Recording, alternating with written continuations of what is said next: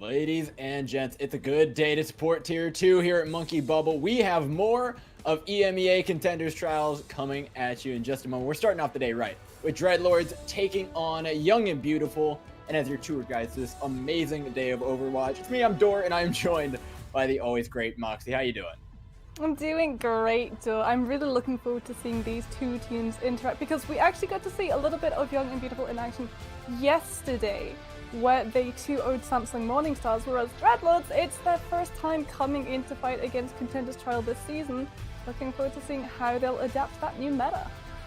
Yeah, I mean, looking at it already from what we've seen yesterday, we saw lots of really good play. There's plenty of double shield and plenty of Genji, which I think is not too surprising, but the Ashe as well has been a major staple and a major definer of a lot of these games. Ashe is just so strong, even with Blizzard increasing just that little bit on that dynamite cooldown from 10 seconds to 12 seconds. She is so good at controlling teams and forcing them into places that they don't want to be with that ability.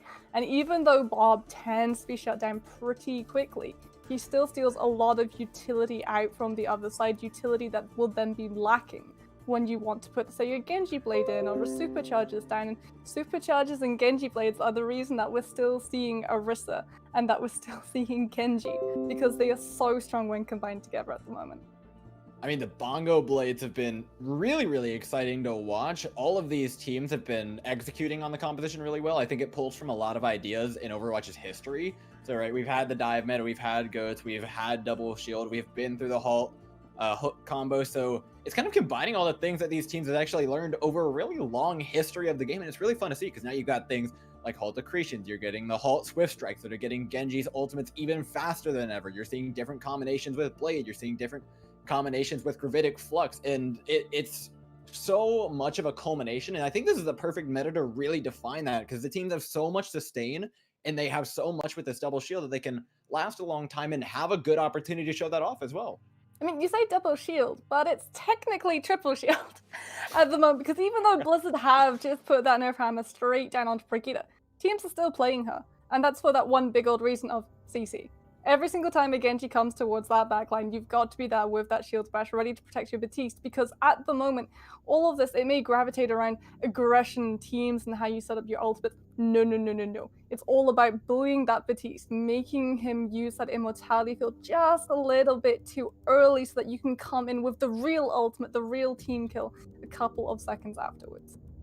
Yeah, and I was having a chat with my buddy last night about this and how it's kind of affected Brigitte. And while you may not have the advantage of the armor on the packs anymore, it's still a very powerful character, right? You are going to get rally up even faster now because it's health bars that are being affected as opposed to your armor. So you're getting the heal up a little bit quicker, which is charging your ultimate seemingly significantly faster. I was actually watching over the games from yesterday, and these Brigittes are getting them about 1.25 fight into the match. It's not taking them very long, and so a lot of these teams are coming in with support ultimates at the ready to counter a ton of things, which only makes these fights go on longer and turn them into real battles of attrition.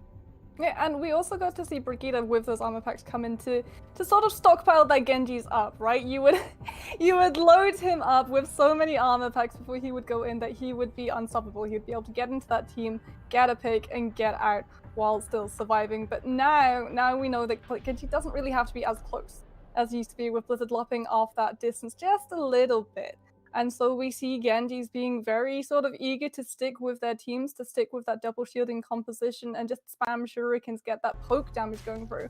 And that poke damage, now that it's gone from 28 to 30, is enough to build up the blade, and that's the real killer. All of these teams are going to be cycling towards getting that Genji ultimate up as quickly as possible. Yeah, and with the whole Halt Swift Strike combo that's been coming about, it's only gotten better for them, right? You're able to charge it up at such a rate that supports can't reliably keep up. Nano Blade used to be a thing that you could race to with Transcendence and try and have a support ultimate online to counter it, but now since the Swift Strike and Halt combo is allowing Genjis to get their ultimate so much faster, then you're running a Baptiste Brigitte because you effectively have to give up on the Zenyatta. You can't possibly charge Transcendence or anything fast enough to make your way through that. And so it's kind of forced an adaptation on the support lineup as well with how you deal with the Genji. I mean, it's such a shame as well, because the Zenyatas, they read the patch notes a couple of weeks prior and they saw that Orb of Discord was going to be back at that 30% damage amplification rather than that 25%. And so everyone got really excited because then such a joy to play And you just can't. You really can't. Because even though that Discord orb comes on and it really does pressure that front line up a whole bunch, that Genji is just there. And you need that Transcendence online so quickly.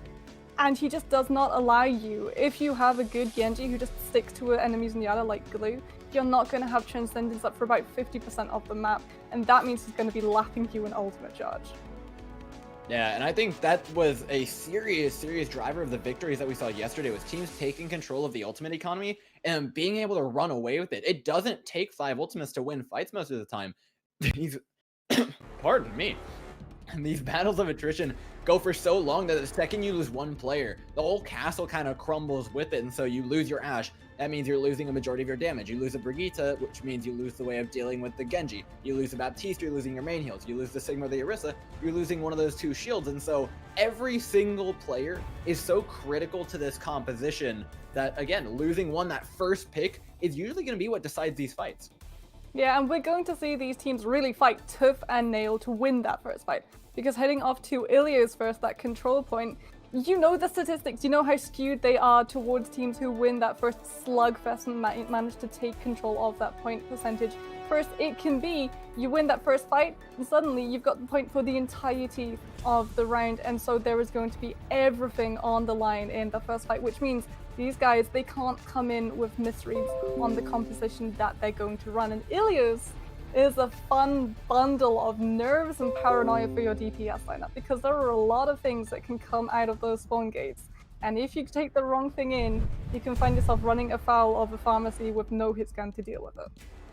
Yeah, and you mentioned the DPS line, so let's kind of go over these rosters because I think they're pretty interesting. Starting off on the Dreadlords side, we have Bass, Task, Bacon Thief, Pure Irish, Arca, Feanor, Cloud, and Sauce, and one name stands out here to me. It's one that I've always enjoyed watching. Well, I'll say 2 that have been exceptional for me. Pure Irish, who Sigma and D.Va have been exceptional, as well as Feanor, who, albeit, has the best Pharah in Tier 2 that I have seen in a long time. Of course, the 4-time Pharah Mercy champion has been separated from his Mercy duo for that. Yellow's previously played on Chaos Insurgency with him, but no longer is going to be doing so. So the Pharah not likely to be seen, but what I think that transfers over to is the Genji, right? He lists it as the 2nd most played hero, and I'm pretty sure it is something I've seen him play before and be fairly comfortable on. In a meta like this, that can be all the difference.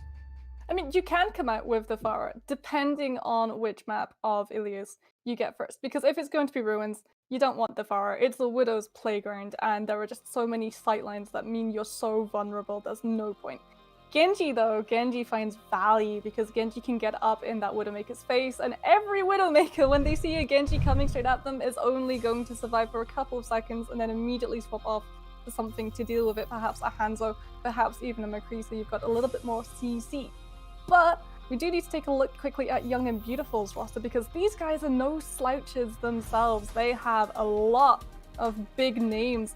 We've got Dans, Brusan, Yona, Your Kids, which is one that stands out. This is a guy who's 16 years old, and it's already his 4th season of Contenders. Keep an eye on this guy, because there's a reason that he's been in this game for so long. Yeah, and keeping going down this roster, Dala, Konlucht, and Trispear not slouching themselves. That support lineup is extremely strong. However, we're just about ready to hop into map 1, Mox. It's going to be well. Oh, this means that Feanor can come out on that pharmacy, because this is environmental kills galore. We may see double shielding. I've got my fingers personally crossed that we get to see that Halt Hook combination coming through, because we do see a lot of teams try and sort of counter this Genji in all of these certain ways. They put Brigitte onto that back line to keep your Baptiste safe. They try to go for that double shield approach, so you'll have a supercharger to stomp up the Genji of your own, and you'll have the Sigma to try and go for a little bit of a solo flex if you've got the ultimate online for when Blade comes on through. But really effective, and even more effective on this map, because it is the whole home of the bottomless pit, is that Halt Hook combination. He just gets halted straight in, and the hook follows up afterwards, and he can do absolutely nothing about it. Well, we're just about ready to get into it. Let's get into map 1 of day 2 of Contenders Trials here. Dreadlords taking on Young and Beautiful. Young and Beautiful over on the green side here, looking to make their way in, but it's just stuck in the mini room. The double shield got out so much quicker from Dreadlords. Symmetra just able to get them out slight bit quicker, and there's so much just brawl going on here. This isn't double shield, this isn't a battle of attrition. This is just a saloon-style takedown. Yeah, Dreadlords, they're running Arca on that Ashe and finding just a little bit more value in those group fights instead of Jonah on this McCree. He's building up to that Jedi, but it's not going to be quick enough because you don't have the space. You've lost that first point fight, and now you have to get your foot in the door and survive popping your ultimate when the entirety of Dreadlords can just turn around, hide behind that double shield, and deal with you themselves. Yeah, and with that double shield, we saw neither Orisa really respecting one another. Neither of them wanted to actually hold their shields back. They were putting them inside and behind and trying to run around them and just dance. And unfortunately, it was the first to fall from Young and Beautiful. But they have another chance coming in here, and both teams have a fair number of ultimates to do it. Starting off with a rally, though, Young and Beautiful are going to demand a lot of space with this. However, Feanor is looking to shut him down immediately with the Blade. Gravitic Flux up as well.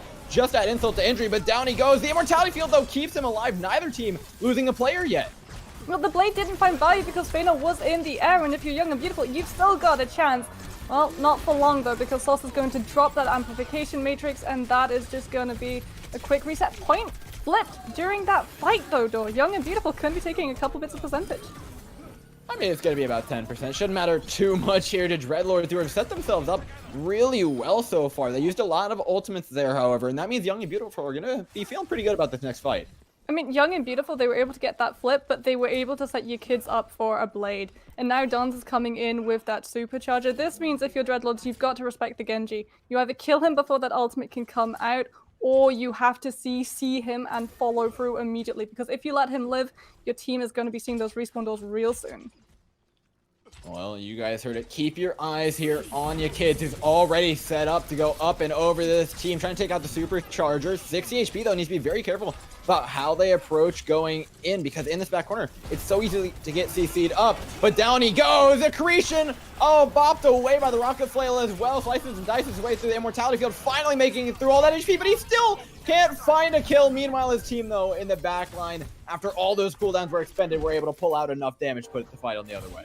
But Young and Beautiful are in a very precarious position. It's final fight territory for Dreadlords, sitting at 83%. And Young and Beautiful, they used so many ultimates just to try and secure themselves that point. Khan's got this amplification matrix, and you are going to have to use this proactively. You cannot wait for Dreadlords to come in with Feanor's Blade. Otherwise, you yourself are going to be going the exact same way that Dreadlords fared in that last fight. Yeah, and with that, Dreadlords are going to set themselves up, right? They have so much time to get these ultimates. It's all about buying time to build them. They don't actually want to take this fight right now. They want to take the winnable one that comes with those ultimates, and setting up this double shield here is going to be the key thing to that. However, losing your Immortality Field is really not the key that you want, right? That means you're lower on resources. This amplification matrix is going to make up for that, put a lot of damage over the way of Young and Beautiful, and now have to give up the corner and start ticking over that point. Your kid's still looking for a way to the backline, still looking for a way to get this blade up, but can't possibly do it in time. Now Dreadlords have their ultimates charged, and they can go in. Feanor starting off with the blade. The Bob is well committed, just trying to take the point over, and that they will. Dreadlords approaching that final fight territory. Yeah, but Young and Beautiful will be coming in with the only ultimates on the board if they're able to get this touched. Oh, Bruson's on the hammer. He has to get that pick. Oh, it was so close. You kids just barely managed to get there, but the blade is still up. There is still an opportunity to move in, as well as the Bob. There's a lot of stagger potential, as nearly 6 members are back for Young and Beautiful. This is it. It's now or never for them. And down you kids go, slashing onto the Ashe, but the Immortality Field keeps them up. Now down onto the Brigitte, unable to find that. Takes a whip to the face. Now it's Feanor's turn, but the Bob in his way. He is not able to get all that much value, but still the position is just better for Dreadlords right now. They're the ones who have to be engaged on. Young and Beautiful have to try and crack this fight open, and they're going to do it with the ham, and the Bop doesn't quite knock anybody into the well, but it does give Feanor an opportunity to move forward and take Dan's down to half HP. This ball actually doing a lot of work here. Bruson creating some serious tension in the team. I mean, you lose Dollar, though, and that's going to force Khan into such a horrible position. He wants to use that amplification matrix, but it's Bruson that you've got to keep an eye on. Those mines can shut down the point and immediately block Dreadlord's passage. And they were charged so quickly. There you go, blocking that passage. Like you said, Feanor the first to fault them. You kids able to retreat away to their team because of that mind spacing. This fight going so incredibly long. But what we missed there was the fact that Young and Beautiful, they got the point take. Dreadlords had to back off, but now they have ultimates to come in. They've got the supercharger, they've got the blade. Dollar is 8% away from the rally. If you're Young and Beautiful, you're buying time for your Brigitte to hit that support ultimate. It's the only way you're going to be able to see this fight through. Oh, but they lose Task early! Oh, Chask, what are you doing? Moves way too far. Does not respect the damage. Now without a main tank, this fight is awful for Dreadlords to come in. It's them with their backs against the wall. You kids drop low. Feanor looking to try and gain some sort of advantage for his team, but they're falling one by one. Arca as well, though, on the Tracer, capable of putting out a ton of damage. Takes down Bruce, and that main stagger factor that was there no longer is. Pure Irish as well on the Sigma can make this last a pretty long time. You take out the Brigitte, you take out this Baptiste, and all of a sudden, the field crumbles beneath Young and Beautiful's feet. You don't have any CC to deal with Arca, who's getting free reign on an absolute rampage of terror right now. Yeah, now it's all up to Dreadlords to try and stagger their way back in. Task is on a ball himself. His favorite hero is going to have to clutch it out for him. You kids trying to get some sort of foothold on this point, but you absolutely cannot. The spawns are there. Dreadlords are all alive. They flipped the point. They've taken map 1 of the day. Arca was an absolute beast coming in clutch because Young and Beautiful, the composition that they're running, there's not really much CC. They have that Brigitte with that shield bash, but your attention is constantly drawn to Feanor on that Genji, which means Arca gets a free pass. And that Tracer was hitting their shots, burning all the way through, not just the backline, but the front line as well. And it forced Khan into such a horrible position where he had to just keep healing and keep healing all of these members who were critical HP as they were just converged upon by half the team of Dreadlords. And now heading over to Ruins, we get to see something that we all know, that we all adore to see coming out of spawn gates, unless you're a Widow main. It's the dive, because Arca knows how much value you just got, knows that Young and Beautiful weren't able to keep you contested, and now they're going to be doubling down on it even more. Oh, and Yona as well is going to happily be taking up that Widowmaker post over their life. It's about to be a living hell if the dive decides to go on to them. Dreadlords wrapping all the way around here. It's all about the engagement. Watch for Arca to go on a flank. Watch for Feanor as well to try and hack out one of these tanks and make them a very, very vulnerable target. Young and Beautiful, they're set up on the point. They have a very, very strong position alongside their Baptiste and Brigitte, but they're going to be quickly separated away from their main tank. Dawn's caught out in the middle of nowhere, but barely able to recoup and reset with their supports. They're still not moving.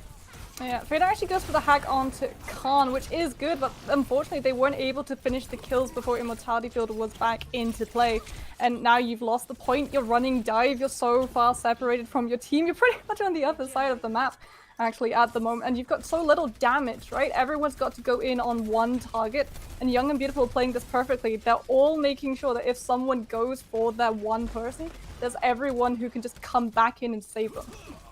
Yeah, there's nothing kind of about the way they're on the other side of the map. They have to attack from the other side, but it's given time for you kids to come up with the blade that's going to draw out a Transcendence. You cannot slice and dice your way through. Finally gets one, but at what cost? You've forced all of Dreadlords back into this one area that they don't want to be in. Double Shield just shoves them in a doorway, and no longer is the dive mobile.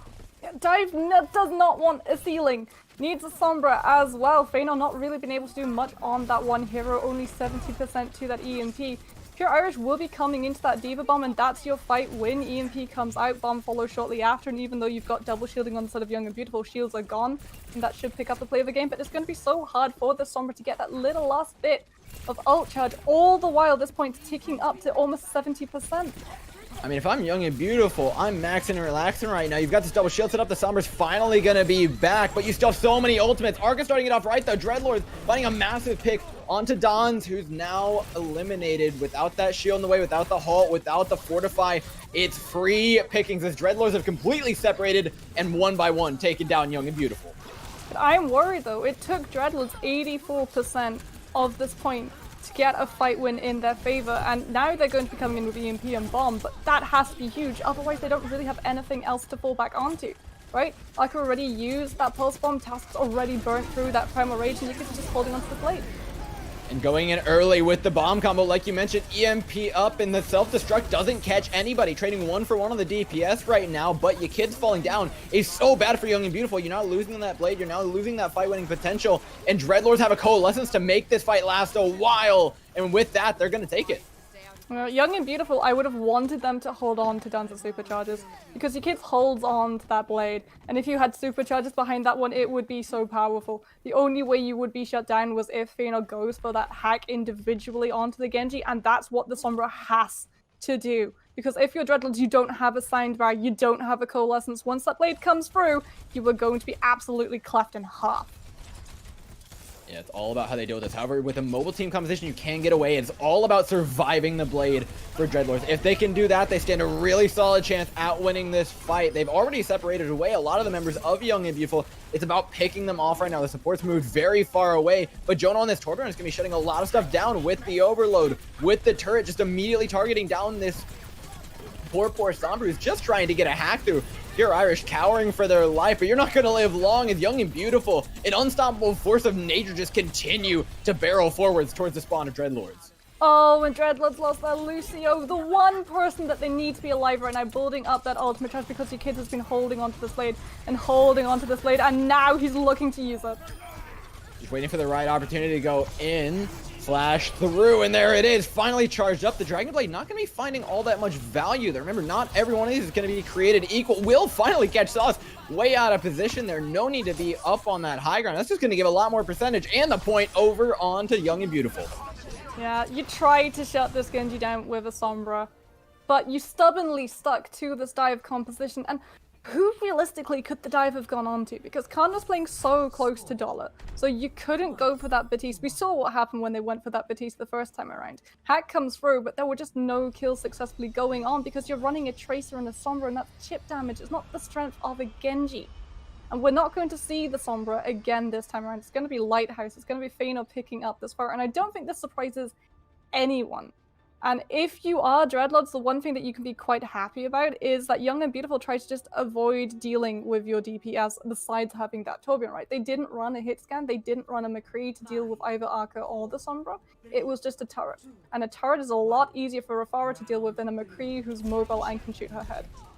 Absolutely, but with this composition change, this is Dreadlords saying, we're not going meta. This is full comfort picks for them. For every single one of their players, these are their signature heroes. These are exactly what we expect them to perform best on. This is not a matter of game sense. This is a matter of heart for them and showing exactly what they can bring to the table when they're playing at their highest mechanical ability. Feanor, though, is having a really hard time getting any angles in on these double shields. Tasto coming in through the back line, takes out Jonah, and that gives so much of that airspace away to the far to slowly just grind away at the double shield. But Khan takes him out of the sky.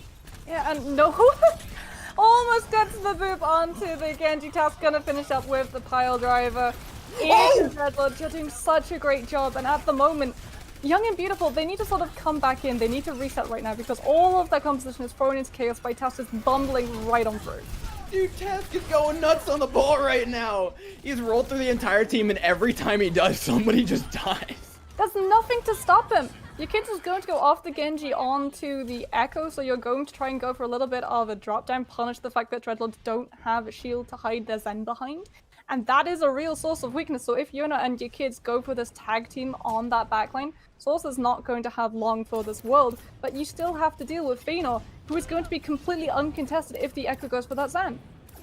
You're kind of just betting that your dive is better, but these are Dreadlord's signature heroes. This is a fight that they're expected to win. This semi-mirror matchup is what they want more than anything, and with Pure Irish basically sitting on top of Sauce, babysitting that Zenyatta, it's not as free of a target as you were mentioning earlier. It's going to be extremely hard to take down, but with that, Dons takes him off the edge of the map, rolling through the high ground, starting off exactly like the Dreadlords did in their previous fight. Now two balls rolling around on the point, but only one of them's going to be getting the better, and Dons is the one alive at the end of the day. The point of getting to take over the way of Young and Beautiful. Yeah, Yona just trying to get for that pharmacy out of the way. Still has that pulse bomb, waiting to use it, not going to blink into those Hammond mines. But going to have to just deal with Pure Irish having that bomb put in so that they can keep their mech. Yeah, and with Feanor still being alive, this fight's definitely not over. Dreadlords are still gaining percentage. Even if the Pharah goes down, this fight is far from over. They've regrouped with 5 on point. It's going to take a lot more than that from Young and Beautiful now with an ultimate bank to try and push this point. Clyde's Valking, Source has got that Transcendence, a little bit of a cushion. You've just got to be careful if you're Young and Beautiful. It's final fight, and you don't have the time to go for a full reset. Everyone's got to move on to that point now. And that's kind of the dive special, right? Blink and you miss it in its final fight territory, 99%. It's already taken the way of Dreadlords. They've lost their diva. They've lost that whole potential. Feanor smartly going to send himself off the edge after being stuck, but that's not going to save his life. In fact, Cloud will fall after, and slowly but surely, Young and Beautiful are getting the kills they need to open up this point. But it's going to be such a hard time, especially with Khan doing so much, able to build up that Transcendence. If you're Dreadlords, you need one last fight. If you're young and beautiful, you've got a lot of win conditions, a lot of ultimates, but if you turn a blind eye to these DPS, Archer and Fëanor can immediately mobilize and take Khan out faster than you can blink with this Pulse Bomb, with this Barrage. Yeah, this fight is bound to be extremely scrappy, right? There's nothing specifically that's going to win them a fight as far as ultimates goes. The barrage could be big, but likely Brucein is just going to use a defense matrix on it. They know it should be up by now. It's going to be multiple picks that end the fight, just like you saw Young and Beautiful do earlier, where they got 3 kills in the span of a couple seconds. That's how you need to end this one if you're Dreadlords. It needs to be quick and succinct. But is the point going to take over? What are you doing, Young and Beautiful? They give it over. Overtime begins to tick down, and we know what happens with dive. These contests can go on extremely long. Fëanor taking down Brucein is just the start of things here. As the tanks fall, so does the sustain for Young and Beautiful. Yeah, the Pharah are going to put that barrage in, but it is just defense matrix, and Yona trying to just go for a little bit of that chip damage onto Puror, who is so close to that bomb. You need to get that D.Va out of the mech before the ultimate comes online, because you can just bomb on point, and Young and Beautiful, they don't have a shield to hide behind. They would have to scatter. They would have to take away the point flip. Yeah, but we've seen exactly the opposite happen here. It's this gambit of giving up point to try and go get a kill, but neither team succeeded at it. Yeah, well, your kids is holding on to this duplication. And one thing that we do need to acknowledge is that Sauce has swapped onto the Ana and now has a nano boost. And Pure Irish is going to be coming in to this self-destruct. If you're Young and Beautiful, the fact that you're not running a shield, that's going to come back and haunt you in just a couple of seconds. Yeah, self-destructing by so much space. It could be peel effectively for this backline. Sauce, though, still goes down regardless. The kids have just been on a hunting spree right now for these supports. So free for them, but so free for Fëanor is going to be Khan. 3 kills going down the way of Dreadlords, and now that's what we want to see. Those quick, succinct kills to end fights early. Just need to get through this D.Va, and then you can start thinking about taking that point. Oh, Dreadlords already have the point. Actually, they'd sent the Tracer Archer to get that flip through when the fight was going on, and it meant they were 1 member down. It would have been perfect if they'd just been able to finish off Young and Beautiful, but now they haven't. They haven't, and what they have done is allow Dreadlords to make their way onto the point. Now with the barrage to try and lock things down, and a few more tools to make sure this overtime doesn't go any longer. Task as well going to be on the mines relatively soon. Dons as well. This point contest could go extremely long and get very, very scrappy, but no, Sauce and Fëanor, excellent target focus, taking down members 1 at a time. Young and Beautiful don't even get the touch here. The Hammond mines are through, and unfortunately for Bruce, you're just stuck in a corner. You've got self-destruct though, and this could be huge. It's not exactly that big. They're all gonna cower away. It's like a cockroach at a sorority house, right? The second it comes out, everyone just spreads and then comes back in. Oh, Young and Beautiful. But the fact that they kept giving up that point every single time to just 1 member of Dreadlords meant that they had to fight so many more fights. You essentially had to go for 2 more team fights.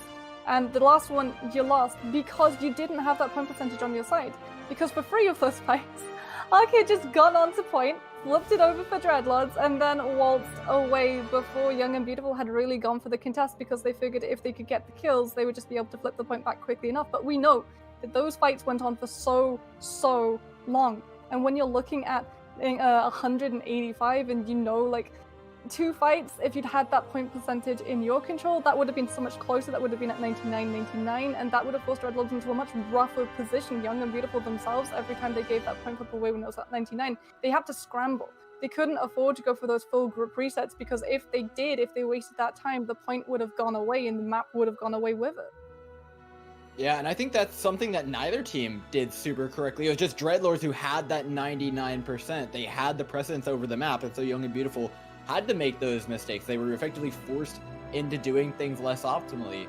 And I think Dreadlords as well made the same mistake, but there was no punishment for it, right? They're not the ones at 99%. They gave up point ticks time and time again to just not get any value out of it, right? If you give over point, you expect to be finding 2-3 kills on the back end of it, because you're committing 6 people to diving off of the point. But neither team found any success in doing that. It was just scrappy, very unclean fights from both sides. At the end of the day, I think the Pharah from Fëanor was a real problem for Young and Beautiful, and dealing with it was something that they had to commit multiple members to, and you can't really afford to do that. Yeah, not when you're running a Hammond and a D.Va. You've got to be working in tandem. Everyone has to be going after the same target, otherwise you're just not going to kill them, especially if there's a Mercy on the other side, because then you've got to camp the body and make sure that kill sticks and doesn't get rezzed up immediately after, and all of your hard work goes poof. And that was a real problem Fëanor was getting so much value, not really with the barrages as such, but just being able to stay up in the sky and contesting and forcing Young and Beautiful into these very small, close quarter spaces where the dive couldn't really flourish. When you're a Hammond, when you're a Diva, you need the space, the breathing room to work with. You don't want to be stuck on the ground trying to go after people while taking so much damage from rockets from so far away. Yeah, it was a great map from Dreadlords, and I love the looks they showed us, right? The second map, the traditional dive, did not work for them, but showing out on the heroes that you're known for, heroes you know you can play extremely well on an individual level, that's what I love to see from these teams. It's not just having to stick to the meta, it's being so confident in your own abilities. Now they have to be confident in their own abilities on a new map. We're headed to the amusement park. It's going to be Blizzard World for map 2, Mox. I mean, this is interesting as well because we know how both of those teams played on that control point. They would always send one person to pressure the point and force the other team into a really tough spot. That's the same play that you can go from Blizzard World, because you look at how teams set up for that defense on that point A. Everyone goes for the high ground right next to the eagle, right? And they just try and spam damage and poke away and pick up an early kill that immediately shuts the attacker's push down. But the attackers can counter that by sending something like a Tracer to just worm their way past that defense and move on to point. And then the people on the high ground are forced in that position. Do you go for the rest of the team who will be missing a member and you can try and overwhelm them with numbers, but you give up those ticks? Or do you go deal with the Tracer, turn your backs and hope that the attackers aren't able to connect a kill because you've left yourself a little bit more vulnerable? Yeah, and I think that kind of opens up the door to more than just a dive strategy, more than just a double shield.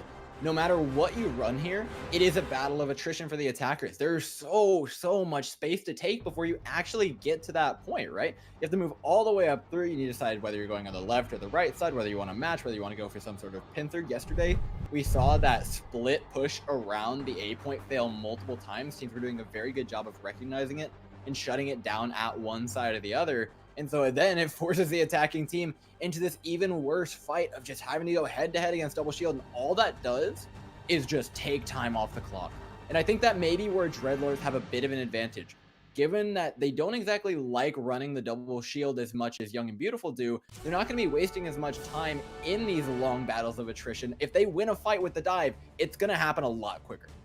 And I wonder if you're Dreadlords, you weren't finding value with the Sombra on Ruins because the team was playing very close together, and every time you went for a hack, you had to do it against a full 6 people. But Blizzard World, it's a lot easier to route teams and sort of cut them in half and shepherd that backline, split them off from that front line, and that's where Sombra really thrives.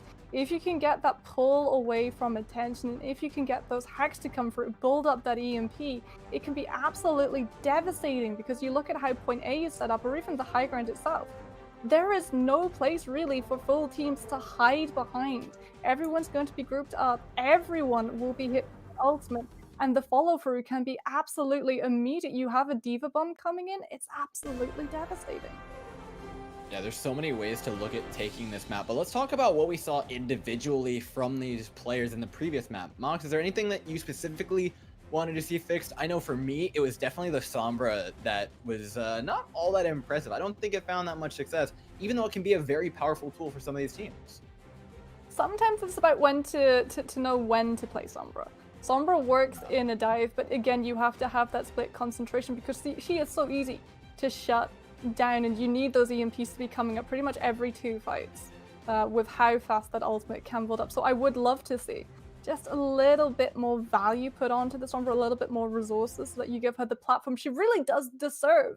Because when Sombras are supported by a full team and they make sure that 5 of the 6 players are completely occupied by dealing with them, leaving the Sombra to go for that one-on-one and farm EMP up against something like a Diva or an Orisa, that's when that Sombra is finding value. But when you have it just in that full team composition going for the frontline fight with that dinky little nail gun where you could have an Ashe, well, all your value is just slowly falling away. One thing I want to see coming out from Young and Beautiful, though, is a little bit more hit scan, because this is what these guys have really been lacking. The fact that they tried to deal with that Sombra, that Tracer with a Torbjorn, and even then, like, you had Yona going on to that McCree just a little bit to try and deal with Fëanor in the openings of Ilios Lighthouse when they saw that he was on a Pharah. but it didn't stick around. But it got swapped out, and you didn't have that direct counterplay, which meant Fena was finding so much more value and didn't have to constantly worry about a DPS searching for their head. Well, I mean, I think that's kind of exactly the problem. You mentioned the swap over to McCree, but I'm looking at this roster sheet for them, and what I don't see is a dedicated, at least ranged hit scan player, right? You have the tracer that Yona is effectively signature on, but you don't have anything like a McCree, like an Ashe that they seem extremely comfortable on. Yona's going to try and run it, but I'm actually curious to see how much success they find up against Dreadlords. This is going to be extremely hard for Yona, because if you're not well versed in that Ashe and you're dealing with Fena on this Genji, it's not going to be a fun time. You've got to be able to fall back to your team, and you've got to, all this while, be dealing with Arca as well, because don't forget, Arca is constantly going to be looking for that duel. The Ashe who wins gets so much say in tempos of fights with those dynamites, with those two shots that you can do onto the backline. Yeah, and with that, we see the full-on mirror matchup right now, and I think last time we were pretty underwhelmed by the level of Genji that we saw, but I think a lot of that was because the teams were dealing with them extremely effectively. One thing that I also noticed, though, was extreme overcommitment to dealing with the Genji. The second he pops Blade, regardless of how actually threatening it is, they're throwing 4-5 cooldowns into him, which really isn't necessary, and lost a lot of fights. And as the Genjis dash through, this fight, it goes exactly like the first one in the previous map. Extremely scrappy, by no means standard double shield. Yeah, both immortality fields gone for both of those Batiste, but its source is coming out on top, so close to that ultimate. And again, Task puts the shield extremely aggressive. Both of them get blown through, and now both teams retreating, waiting for their shield cooldowns to come in. But slowly but surely, Young and Beautiful are gaining ground here. They're working up towards their ultimate. They've got the Blade, they've got the Amplification Matrix, and they've got those tools to start taking down members of Dreadlords as they wrap around the other side. And Dreadlords don't have anything to deal with this! Oh, the Blade then from your kids. All the cooldowns have been used, and now the damage is through from Young and Beautiful. That second that the composition cracks, the entire thing falls apart.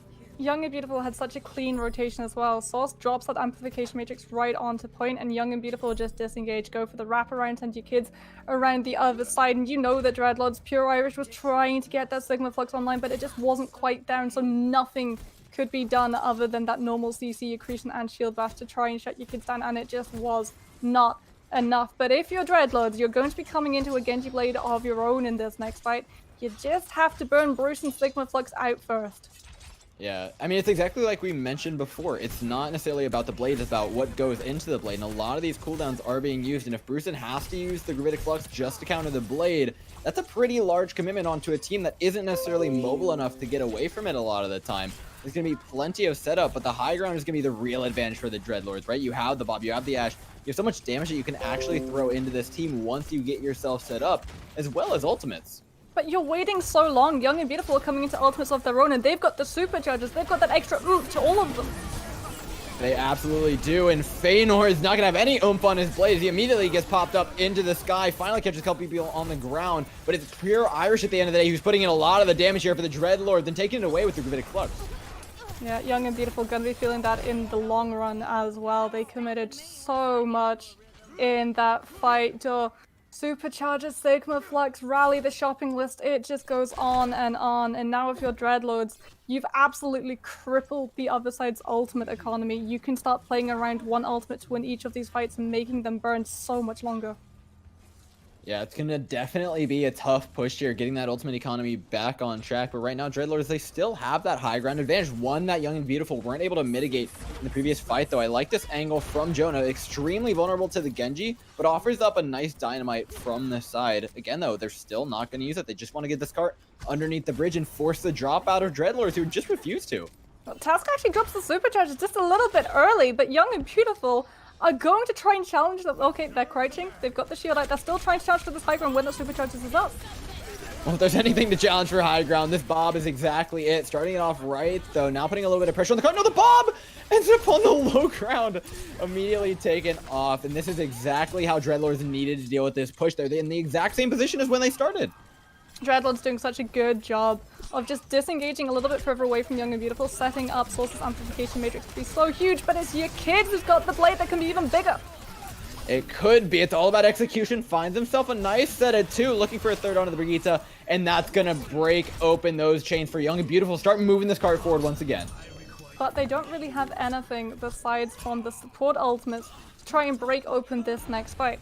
And if you're Dreadlords, you're going to be coming in with a Sigma Flux, with a Bob, with a Blade. You can send in that Sigma Flux, you can send in that Bob, and that will burn out that Immortality Field from Khan, because you've got to do it. You've got to win this next fight. You've got momentum. You have to continue this through, because if that cut stops any point through C, Dreadlords are going to be able to swarm it and take that high ground, and we saw Young and Beautiful really struggle to claw that high ground back on B. Yeah. This fight must win now for Young and Beautiful, just to maintain their momentum. Like you said, carry it on in the second point, turn that ultimate economy around. But there's so much being thrown at them, and they're dealing with it beautifully. Task the first fall gets way too big for their britches on the side of Dreadlords, but the Bob gonna be trading it out for you kids. However, the tank advantage is just gonna be so difficult to overcome. Dreadlords are gonna have a real hard time actually taking space right now. Well, they had to actually commit that Sigma Flux to try and keep Young and Beautiful from pressing in, knowing that the Orisa isn't there, but that's only delaying the problem. Well, it made things worse. Arca, though, holding their ground. Finally, the Orisa comes back, but this is staggers from Dreadlords. This is not good for them. Yeah, and they are just actually supercharging your kids on that Genji to this next blade. Dons did use that superchargers in the next one, so it will be a dry blade purely on its own, which means you should be able to shut it down relatively easily. But Arca is going to be coming into a Bob, and so if you're Dreadlords, your win condition is buy the Ashe the time necessary to get that ultimate through so you can keep the payload contested without managing to lose a member. Well, Arca's worked their way up to 95%, so they're getting pretty close to what you say they need. But again, execution's a whole other thing. We've seen Young and Beautiful come away with some real sneaky kills, and you kids. Oh, where are you going, bud? Into the back line, 2 minutes on the clock, and the blade ready to be used, just has to take out that immortality field, and that's such a key ability. Now out of their pocket, the kids has a beautiful position to actually do this. 25 seconds before the next one is up, and here we go. The Ashe should be the first to fall, completely uncontested. They have no clue he's even here. Slicing and dicing his way around. A true Shimada is never even seen before he gets a couple of kills. It looked like Arca was actually able to send the pop, but it doesn't go into the payload. It goes right behind the point, and so it doesn't really get to shut any of the members of Young and Beautiful out.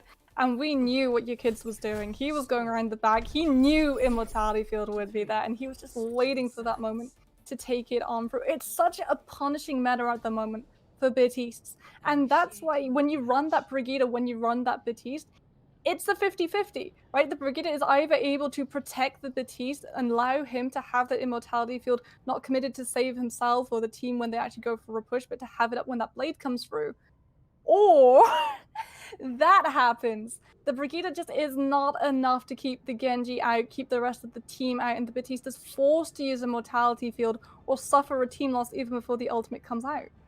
Yeah, it was honestly just a really solid flank from your kids. Not only was the Immortality Field used, right? It's using the Immortality is not something you can expect to happen. The Baptiste is often holding on to it, but he found value even taking down Arca earlier on in that. I think a lot of this is going to be dictated by how successful the Dreadlords are in their push, because they're going back onto this dive that was honestly really not clean when it came to Ruin. It very much worried me, and it worries me right now that they're going back onto it, but they seem pretty confident they can do it, and it's going to be a lot on Feanor for cleaning up that Sombra, like we mentioned. Okay, there is going to be one way that this goes, and Dreadlords are either going to be able to get Feanor the space necessary to get those 1v1s as the Sombra by sending Arca, or himself wants that point to draw Young and Beautiful, at least a little couple members of this composition onto point to deal with you. Or Feanor's going to translocate in, Arca won't have pulled anyone away, and that Sombra's going to be deleted within seconds. Definitely a scary prospect, but as the high ground's already been given up, smart moves here from Young and Beautiful to just allow the dive to set themselves up, because being on that high ground is not where you want to be against the dive. Oh, Feanor. It's a little low, little worrying on the HP bar, but Dreadlords should be fine. Time is definitely going to be a major factor here, though. They took forever to set up their dive on Ruins, and they're taking a long time to do it right now as well, just waiting for some proper cooldowns to come out from Young and Beautiful. But unless you force them, they're not going to get used. Yeah, 83% of a point it took Feanor to get that EMP up the first time around. It has to be faster this time. Absolutely. Only at 25% as well. We're a minute into the game, and nothing has happened for the Dreadlords. Not even a single engagement. Feanor creeping around the backline, probably just going to farm a bit of percentage once the dive comes in. But this cannot be a 4-minute EMP. This cannot be exactly what we saw in Ruins, a repeat of that, and it's already seeing double for Dreadlords. And Feanor still hasn't been able to T-stealth at the moment. He's just waiting for that dive to come through, but your kid's been doing such a good job at keeping the dive just away and already built up play. We've traded main tanks though. With Don's down, this opens up a big hole to come in, but you kids has already charged up a blade, and all that time it took Dreadlords to set themselves up, they've given away plenty of ultimate charge to the opposing sides. Dreadlords still on this point, still not removed. Finally, with the Sigma out of the way though, that opens things up. Yeah, and now, oh, you're gonna go for the Sigma! Close himself up alongside Dollar. Oh, Dreadlords, that is not a moment of a high right there. But this next fight, though, this could be the crowning glory for the Sombra. You just have to be able that's not the crowning glory for the Sombra Moxie. Fane is going to have his revenge. In this next fight, he will have EMP, Pure Irish will have this bomb. And if you're able to get that communication, that timing right, Young and Beautiful are going to lose this next fight by that combination because they've got nothing outside of Khan and those double shields to deal with it. And again, keeping out and away from the EMP so you can get the immortality field down. That's what we're looking for from Khan. Feanor to hit 6 with the EMP, but Khan to try and counter it over top. Does manage to catch the Baptiste. Absolutely nothing to stop this push from coming in. They're going to use a Bob to peel for, and Jonah doing a ton of damage onto Task. The dive has been shut down. The EMP over, the halt through, and Dreadlords are stopped right in their tracks, Mox. They EMP'd before the bomb was ready. Pure Irish was on 95%. That would have been a fight win. Khan got caught out by EMP, but there was no follow through because the Diva bomb was a couple of percentage out. And now, if you're Dreadlords, you've got to cycle up to another EMP if you want this bomb to do anything except buy you space. Oh, Feanor. Dude, stop dying on Sombra. Oh, that's such a shame. And Dreadlords are going to take so long to come into this next EMP because your kid is off the Genji and onto that Torbjorn. So every time you de-stealth, there's going to be a turret stopping your ability to get a hack through.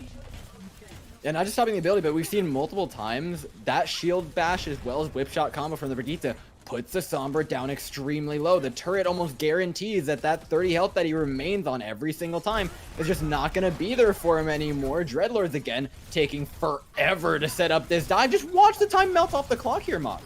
Yeah, 2 minutes 57 seconds and Source goes down just as Clyde pops that rally. I mean, it's still a miserable fight for Dreadlords. You lost your Ana, you lost your main heals, and after that, it's just a wash. You've managed to rally just as you lost your Ana and Task committed that Primal. Pure Irish is going to commit this bomb. You do not get 2 picks. It's going to be enough, but this next fight is going to be so hard for them to get that win through. Absolutely. They have a couple of ultimates to do it, though, right? You're going to have this Tracer, you're going to have a Nano, but it's all about whether you can set Feanor up with this next EMP, because again, you're going to be missing that follow-up. Pure Irish put in that bomb in that last fight, and you have nothing to get those double shields out of the way, so now it's going to be so hard to find anything with this EMP, especially if Khan's able to position himself out of it and come in with that immortality field. That's going to allow Bruce to put in the Sigma Flux because Source is on the Ana. No immortality field for the Lords. Feanor now has the EMP though. This needs to connect onto the Baptiste, and this time we have to see the follow-up. Dreadlords failed massively the last time they had an EMP to actually get on top of Young and Beautiful. We're all grouped up. Gravitic Flux up from Grusin to peel away this dive. Oh, what a great ultimate to just shut down the push, and yet again, there's no follow-up from Dreadlords here. They're free for the picking. Halts into the accretion, into the bob, into the just damage here from Young and Beautiful. Another dive just instantly shut down by this squad.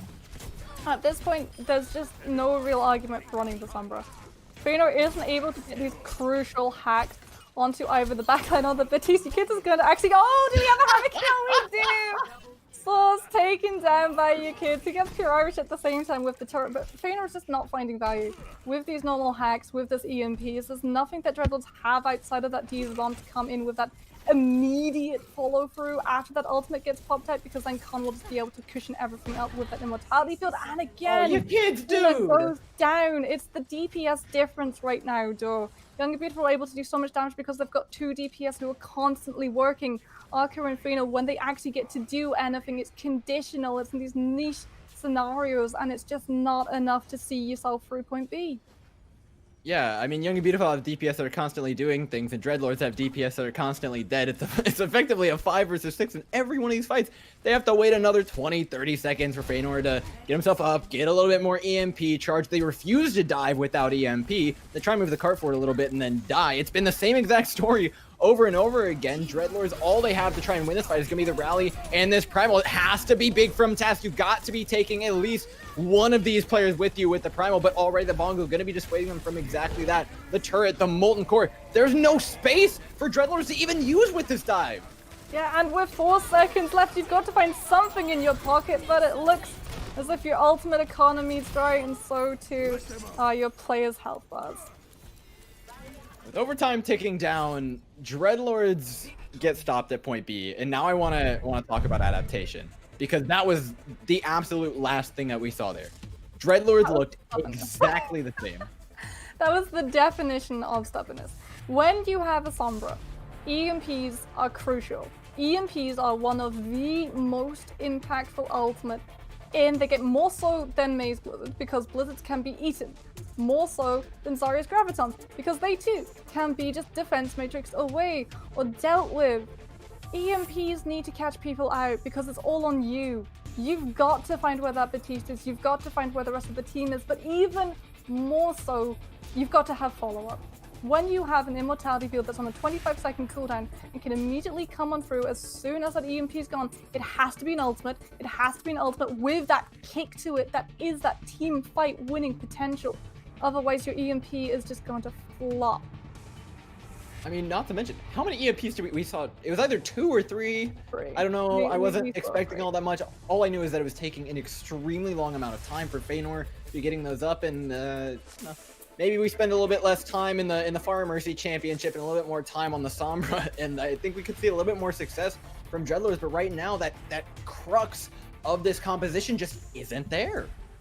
And Young and Beautiful, they're adapting. This is the danger. Overwatch has 32 heroes in its roster currently, which means there is so much to pick from, especially when you look at DPS. It's an absolute smorgasbord. You can just go like, oh, you want hit scan? You want projectile? You want spam damage? It's all here. And you just stick with that Sombra. And on the other side, Young and Beautiful are slowly just adapting, going through the rosters, going through the Genji, going through the Torbjorn. All of these things that mean that the Tracer, the Sombra just aren't able to actually live, aren't able to constantly be pumping out damage, to be building up those ultimates, all the while the Torbjorn turret is finding so much because there's no one that can take care of it. You have a McCree, you turn, you deal with the turret, enough, done. You've got a Tracer, you've got a Sombra, you have to think about how you move around that turret before you can even get to go anywhere near it. Yeah, not to mention even the overload just completely shuts down a Winston. That alternate fire is insanely strong. You know more than anybody, Mox. I will talk on and on about defensive Torbjorns into dive. It's a really good pick, and Dreadlords are finding so much more adaptation in their compositions. Meanwhile, Young and Beautiful, they're not even sticking to what works. What worked for them was when they went onto their signature heroes or when they won in the double shield matchup, but they went to the one thing that didn't work. And surprise, surprise, it didn't work. Well, we want to see more adaptation then, I think is fair to say going on to this next map, because remember, it's the first 2. Both of these guys sitting at 1 apiece means that this is match point, and it's extremely hard to draw Route 66. So... Yep, possible. Well, I mean, if no one actually manages to move payload, then maybe, just maybe, we're going to get to see a 4th map. But as it is, I think if you're Feanor, you're going to be going back to that pharmacy, because Pharah can find a lot of value in that first opening stretch of Route 66, and you don't necessarily need to stick with her all the way through. You just have to get enough to have that payload moving past the big old garage so that it doesn't get stopped immediately by something like a double shield or a Torbjorn. Yeah, I think this is definitely the map for Dreadlords though, right? We want to see them go back onto their signature heroes. That's where they're winning. They're decent at the double shield, but I put that a lot closer to 50-50 for both Dreadlords and Young and Beautiful. Meanwhile, that dive, the one that they came out that actually looked good with the Wrecking Ball, the Winston, the Pharah, the Zenyatta, I thought they played beautifully around. I thought it was a great job by Pure Irish to be keeping it alive constantly. There's so much to say about that composition. It worked so well for them. It forced changes out of Young and Beautiful that they did not look comfortable on. They did not look comfortable playing that match. And no better of a map is Route 66 than it was when it came to Lighthouse for it. They have a really big opportunity here to go on to something that we know they can have success on. It's just a matter of actually doing it, because they didn't do it in the last map. You do have that chance, don't you, to just drop a Hammond into a composition and leave him like a cat amongst the pigeons. Because there is just so much space. So much space on the high ground for that Hammond to come in and completely disrupt a double shield. If you've got a Widow parked up on that first high ground ledge, then a Hammond can just right on pull her on over.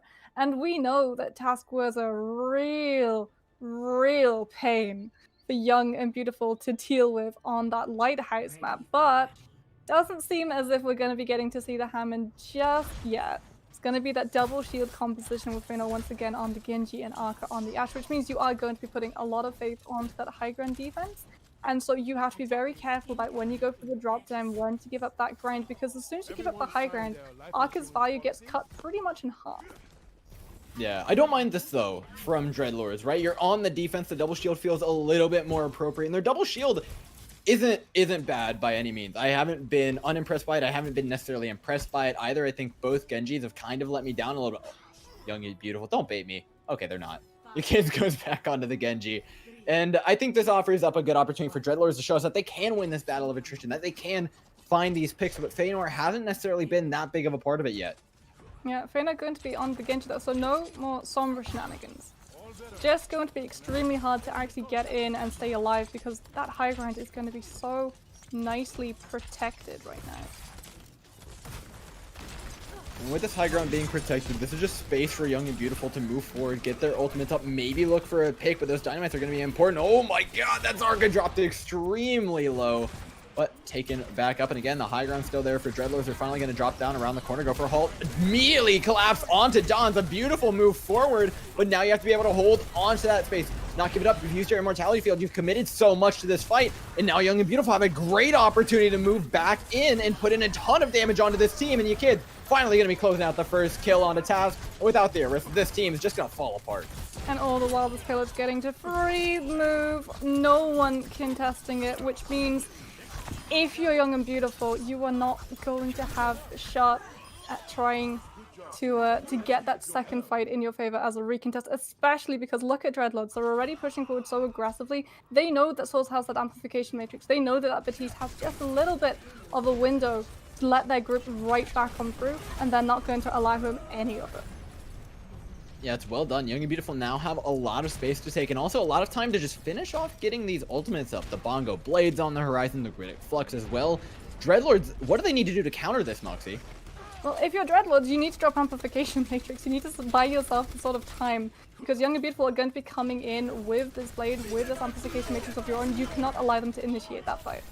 Oh, and even with the Amp Matrix, Task is still the first to fall. Young and Beautiful throw up one of their own, but they show that their bolts hit just a little bit harder here. This cart just looks unstoppable right now. Young and Beautiful doing such a good job of taking space proactively and forcing Dreadlords back into their spawn. Young and Beautiful looking extremely clean right now as they get to keep that payload moving, because remember, Dreadlords, they were up on that high ground. Souls tried to drop that amplification matrix, but no one was actually contesting that cart, and because they lost the fight, they've lost the high ground. Now they have to take so much damage from Yona as they come out of that tunnel, and your kid's just going to be waiting there to finish them off with this blade, with Dance's supercharger.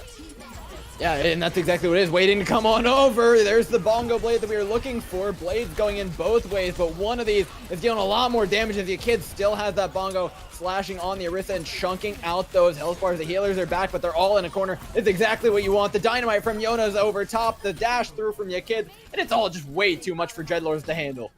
Yeah, and if you're Young and Beautiful, you're going to have a supercharger to just immediately batter ram this next fight down. Dreadlords, they tried to just stop this team, but now they're going to be coming in with the real sharp door. Sigma Flux and Supercharger. Young and Beautiful have to give the respect to these defenders right now, especially because they're on the high ground. They're trying to get these halts going through. They're trying to let Pure Irish finish up that ultimate charge. The last little bit you need to get Sigma Flux in line, because that's the stopping power this team needs to start showing.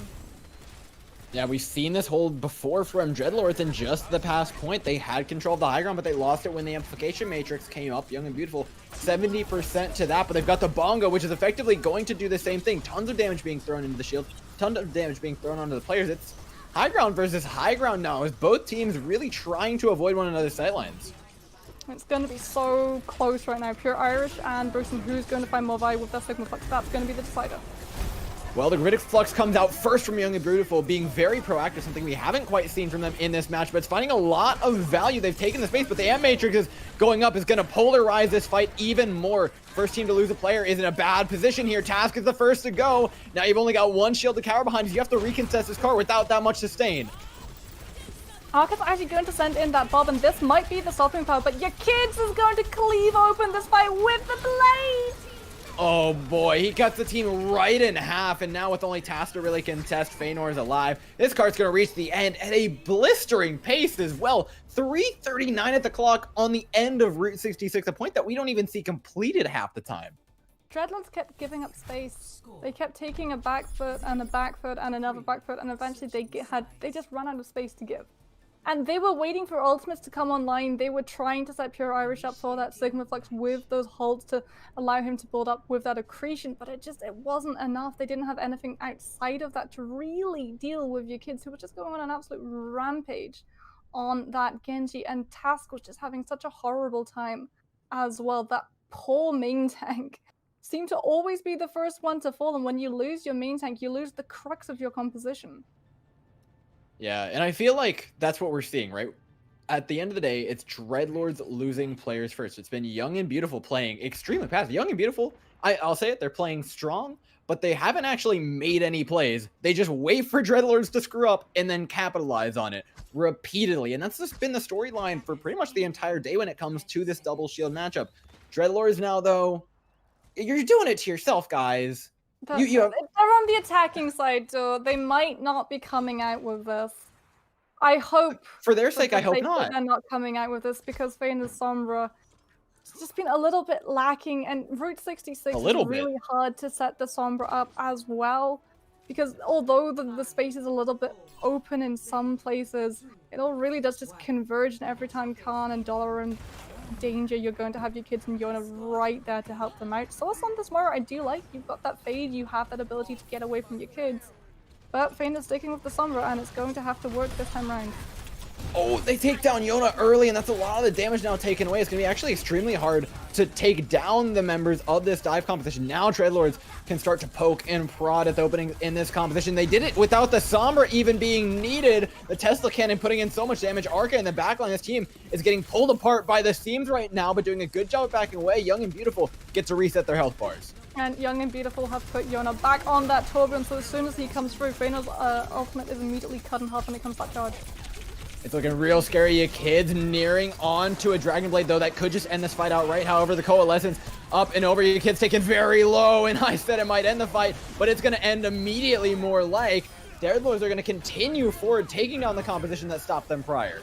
Okay, this is the momentum you have to continue with when you're coming in to dive.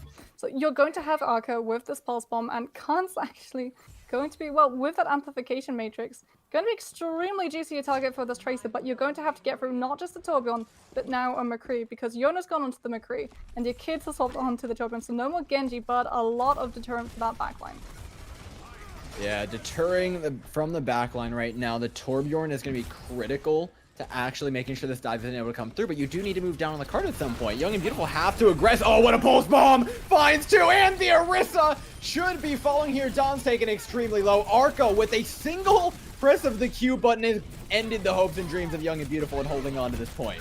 And Dreadlords, they've got the chance to set up. We saw it. It's going to be ready both at the same time, though. They failed to set it up on Blizzard World. They can set it up now. Feanor's EMP, Pure Irish's Diva Bomb. Even if Khan gets caught, even if Khan is able to survive this EMP and doesn't get caught out by it, Immortality Field will come through, but it still might be shredded when that Pure Irish Bomb goes off if the team are paying attention, if they're able to take it off the table before the blast hits.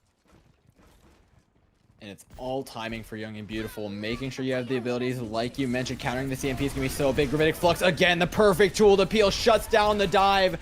Oh my god, Young and Beautiful, they've done it again. Immediately take down Dreadlords, and it feels like the EMP loses more fights for them at this point than it does win with the dive. Feanor EMP, Pure Irish had the Diva Bomb, but was pushing the cut, so couldn't ult afterwards, which means that the EMP is pretty much thrown completely by the wayside, and now you've got to cycle back up to it to find Pure Irish any sort of value with the Diva Bomb, because it's going to be going straight into double shielding, and you have nothing to remove it. If you're Dreadlords, that was the biggest misplay of the day we've seen so far. Yeah, a lot of these dives have been successful because the tanks and supports are doing a fantastic job of coordinating them, finding that one player that's being caught out.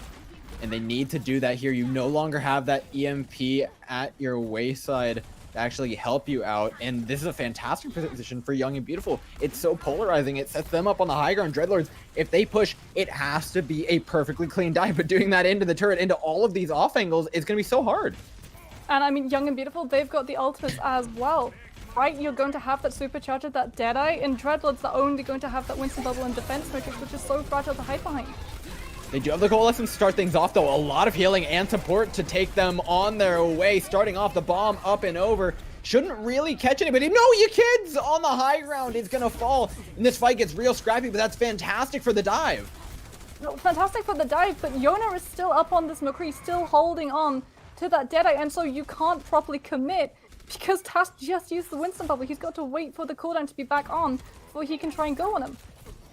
Yeah, and using the leap cooldown onto the high ground is not exactly what you want. Now he doesn't have this tool to get out. He's dropped extremely low, but it does come up in time as he takes himself back down into the safe healing hands of Sauce and Cloud. The cart's going to continue forward, but not a singular fight won on the second point here. They're going to start off with the beat, though, and that might be what they need to push this one over the edge. Another Gravitic Flux, though, just immediately shuts down the push, comboed with the high noon. Yona doesn't quite find the connection, but the value's there nonetheless. Sign Barrier was unfortunately just a little bit too early, a little bit too enthusiastic, because he's Sign Barriered before the Flux comes through, which means that you get picked up and you still take that 50% damage. It doesn't care that your health bar is bolstered and is miles above what it should normally be. It still shreds it away from you. But if you're Dreadlords, you're going to be coming in with Feanor's EMP. And so you lose the fight, I think, Beautiful we're playing. We can see that Khan is not going to be cut out, right? He was on the top of the roof. He's making sure that the Sombra can't see him. He is now back with the rest of his team, though, and if Feanor is able to spot that one out and the follow-up is swift with Archeron that Tracer coming into Pulse Bomb, this could be huge for Dreadlords, but it's going to have to be with 1 minute 20 seconds on the clock. Well, we've seen 5 EMPs today. They haven't won with a single one of them. They have to break that streak right now if they want to take this map. A minute left on the clock. Task already falls. The EMP's not even used. Frozen follows up, though. Arca trying to clutch it out for his team, trying to find those frags where they could not before the EMP still in their back pocket to be used. Those they're going to back off and wait for that Winston to respawn. It's going to be in this final fight, though, and this is risky because while you wait for your Winston to respawn, Young and Beautiful are going to be coming in with ultimates. Dance is about to hit that supercharger, but even worse, your kid is coming close to that molten core, and that's something you can trot out in overtime, and you have to take the damage. Oh, this Deadeye is terrifying right now. Takes down the Winston. No, the EMP saves his life. The perfect timing here from Feanor. It might have been the EMP they needed at the end of the day. Started now by taking down Yona. Now you kids are using that molten core, like you mentioned. Just peel away the dive, the Gravitic Flux as well. All the tools that Young and Beautiful have been using all day to shut him down. They're going to continue to. Task falls, 20 seconds on the clock, and Dreadlords are feeling worse and worse about their odds in winning this match.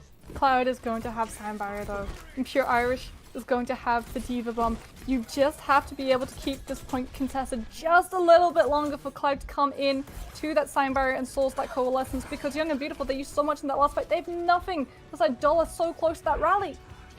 Well, 10 seconds on the clock. This self-destruct has to be perfect from Pure Irish. Needs to take down at least a few members. It's chucked in over top. They've already lost their main tank. Finds the kids, but can't quite take down the turret sound barrier. Now the sustain is there for Dreadlords. You need to be finding kills right now, and starting off by taking down Dala is exactly what they needed to do. Another one down, and Dreadlords are looking like they might just hold on for one more point, Moxie.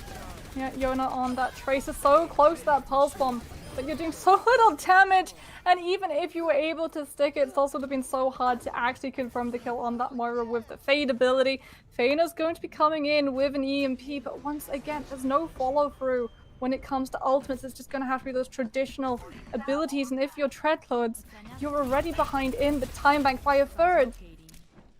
It's good by Feanor, though. Even just getting that EMP up, regardless of whether or not you have things to combo with, we saw how important it was in the previous fight, shutting down the ultimates of the opposing team, and with that, you do need to shut down the abilities here. Yona has a Pulse Bomb that could connect and be dangerous, will not, though, as Arca poking and prodding at the backline, looking for another one of those early picks that have been so critical to Dreadlords actually winning these fights. The double shield, though, pushing out of the spawn, taking away so much space from the dive that's now swapped over from Dreadlords. And Feanor just pushed back alongside the rest of Dreadlords, almost to that spawn point. He's got the EMP, And Arca is achingly close to that pulse bomb, but Source with that amplification matrix is the real ultimate you want to wait for. As soon as that comes through, you don't have to worry about going through double layer shields. Wait, he's trying to shoot the immortality field that's already been hacked out. It doesn't quite matter as the front line goes down anyways here. Dreadlords able to follow up on an EMP, and they better be happy they are. They got 20 seconds on the clock. It's going to be so hard though, because they've got to deal with so many ultimates that are going to be coming online for Young and Beautiful. Molten Core, Sigma Flux, Supercharges, all of these yank space away from a team, and all of those take time to run away from, time that Dreadlords cannot afford with only 9 seconds left on the clock for them. I see one way into this fight, and that one way has a name. Arca, you've done it before. You have to do it again. This pulse bomb and the follow-up has to be perfect. Gravitic Flux, the cart moving forward, but Arca can't find the time. Overtime, taking down Chucks in the pulse bomb. Rewind onto the cart, but it doesn't find any kills. The immortality field was still up, and they're getting picked apart. Dreadlords can feel this map slipping out of their hands, and Young and Beautiful muscle their way through and take the first win of the day. Yeah, it's going to be Young and Beautiful able to keep Dreadlords off from getting that. There's still a contest going through. Fena's onto the Genji, but it's just not going to be enough. Joy, you didn't have ultimates left. It had to be a huge pulse bomb coming out from Arca, and it wasn't.